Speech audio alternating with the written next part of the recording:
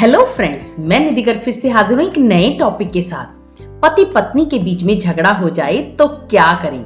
दोस्तों, जब एक लड़का लड़की की शादी होती है तो दोनों के अंदर बहुत सारे अरमान होते हैं।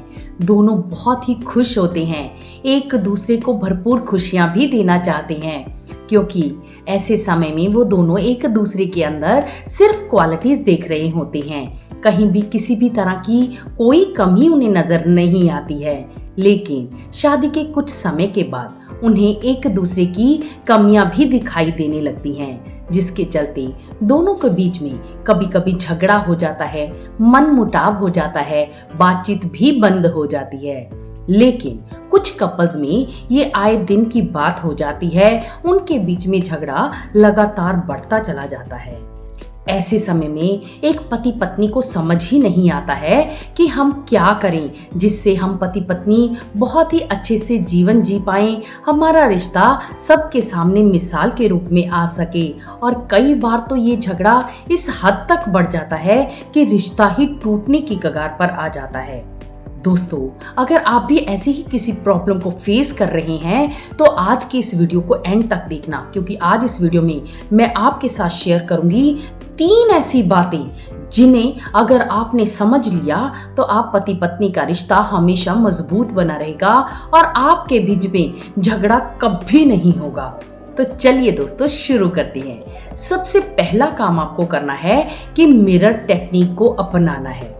यानी एक बार एक लड़का लड़की की शादी होती है, दोनों के बीच में बहुत प्यार था, दोनों एक दूसरे को खूब खुश रखते थे। लेकिन शादी के कुछ समय के बाद उनके बीच में थोड़ा थोड़ा झगड़ा होने लगा। अब ये झगड़ा धीरे धीरे सास और बहू के बीच में भी होने लगा। अब सास बहू को सुनाती तो बहू भी सहन नहीं करती थी, बहू भी पलटकर जवाब देती। ऐसे समय में कई बार बेटा बीच में आ जाता और उन दोनों के झगड़े को खत्म करने की कोशिश करता। वो अगर अपनी माँ को सपोर्ट करता तो पत्नी उसे सुनाती कि तुम्हें तो सिर्फ अपनी माँ में ही सब कुछ सही नजर आता है, तुम हमेशा उसी को सपोर्ट करते हो। वहीं अगर बेटा अपनी पत्नी को सपोर्ट करता तो माँ उसे सुनाती। ऐसे समय में वो लड़का बुरी तरह से घबरा गया, वो परेशान रहने लगा। उसे समझ ही नहीं आ रहा था कि मैं अपने घर में शांति को कैसे बना कर रखूं। ऐसे समय में उसे पता चला कि पास के गांव में एक साधु बाबा आए हैं, वो हर प्रॉब्लम का सल्यूशन देते हैं। दोस्तों, वो उस साधु बाबा के पास पहुंच गया, उन्हें जाकर अपनी सारी बात बताई। साधु बाबा ने उसकी बात को समझा और उसे कहा कि तुम ये एक मिरर है, इसे अपने घर में ले जाओ। तुम जिसके भी सामने इस मिरर को करोगे, तुम्हें उसके अंदर से वो कमी नजर आ जाएगी और तुम बहुत ही अच्छे से फैसला ले पाओगे। वो लड़का इस बात को समझ गया, बहुत खुश हुआ। लेकिन तभी उसके मन में विचार आया कि क्यों ना सबसे पहले मैं इन साधु बाबा को ही चेक करूं। उसने साधु बाबा की तरफ ही वो मिरर कर दिया, जिसे देखकर वो हैरान रह गया, क्योंकि उस मिरर में साधु बाबा के अंदर बहुत सारी बुराइयां नजर आई।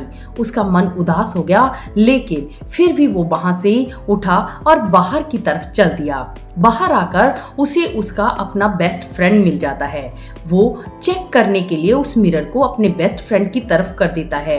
वो भी देखकर हैरान रह जाता है कि उसके बेस्ट फ्रेंड के अंदर भी बहुत सारी कमियां उसे नजर आती हैं। वो सोचने लगता है कि ये तो मेरा बेस्ट फ्रेंड है, इसके अंदर इतनी कमियां कैसे हो सकती हैं। लेकिन फिर भी वो उस मिरर को लेता है, अपने घर पहुंच जाता है। घर आकर उसके मन में विचार आता है कि मेरी माँ तो हमेशा सही होती है, मुझे सपोर्ट करती है, मेरी माँ के अंदर कोई कमी नहीं हो सकती। लेकिन फिर भी वो चेक करने के लिए मिरर अपनी माँ की तरफ कर देता है और देखता है कि मेरी माँ के अंदर बहुत सारी कमियां हैं।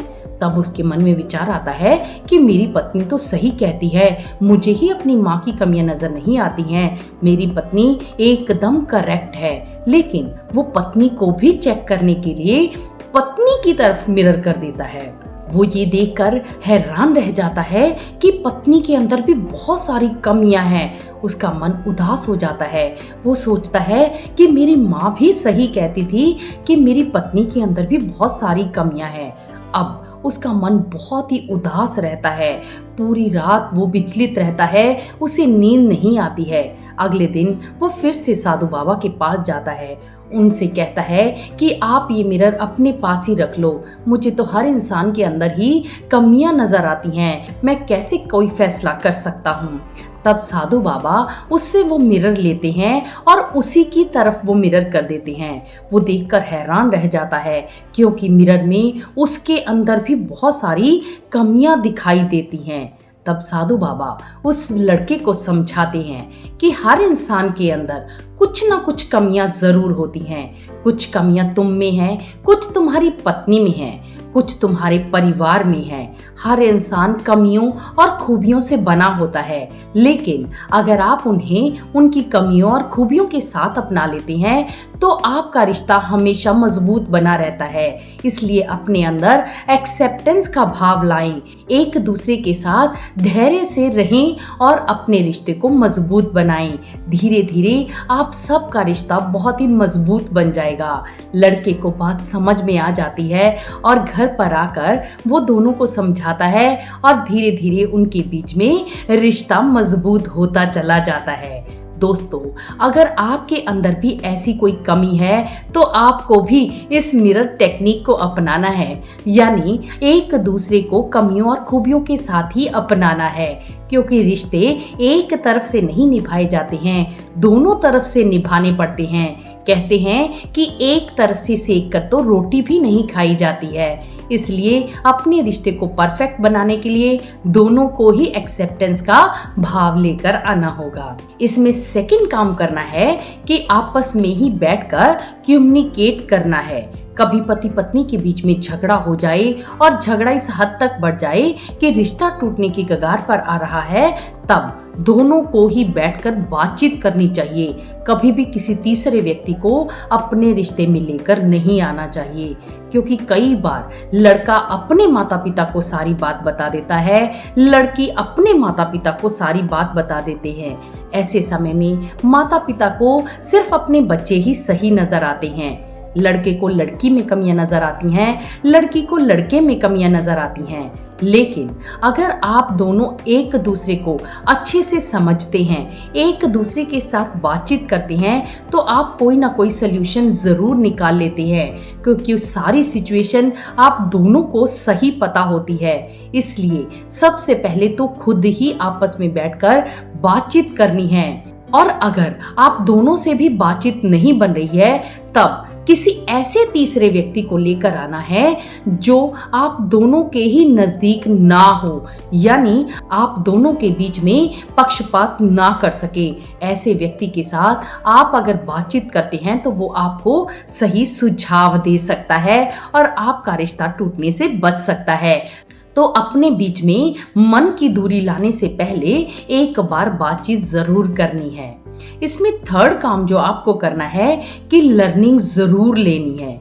अगर आप पति पत्नी के बीच में झगड़ा होना शुरू हो गया है तो आपको सीखना शुरू कर देना है, क्योंकि जो सीखते हैं वही जीतते हैं। आजकल बहुत सारे ऐसे कोर्सेज आ गए हैं जो पति पत्नी के रिश्तों को मजबूत बनाने के तरीके बताते हैं। आपको समझाया जाता है कि आप अपने पार्टनर की लव लैंग्वेज कैसे ढूंढ सकते हैं, कैसे एक दूसरे के लव टैंक को फिल कर सकते हैं, एक दूसरे के साथ इमोशनली कनेक्ट हो सकते हैं। अगर आप वो सीखते हैं तो आप एक दूसरे के साथ बहुत ही अच्छे से रहना शुरू कर देते हैं। और अगर फिर भी आपके रिश्ते में कहीं पर कोई कमी रह जाती है तो आपको काउंसलिंग भी ज़रूर करवानी चाहिए, क्योंकि काउंसलर एक ऐसा व्यक्ति होता है जो आपकी बात को सुनकर आपको सही दिशा दिखा देता है और आप उस रास्ते पर चलते हैं और अपना रिश्ते को मजबूत बना लेते हैं।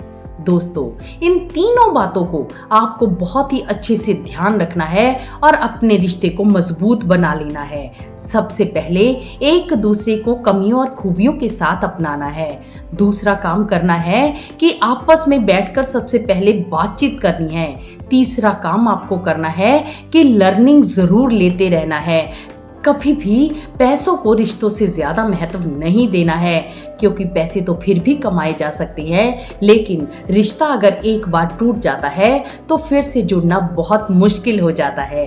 दोस्तों, ये तो थी कुछ बातें जो मैंने आपके साथ शेयर की, लेकिन फिर भी पति पत्नी के रिश्ते को निभाते हुए अगर आप पति पत्नी के बीच में कहीं पर कोई भी इश्यू आ रहा है तो आप हमसे काउंसलिंग भी करवा सकते हैं, क्योंकि हम माइंड फ्रेमिंग टेक्निक द्वारा आप पति पत्नी के रिश्तों को मजबूत बनाने में आपकी मदद करते हैं, जिसके लिए आपको स्क्रीन पर दिए गए नंबर पर जाकर मैसेज करना है, अपनी बुकिंग करवा लेनी है और हमसे कांटेक्ट करना है।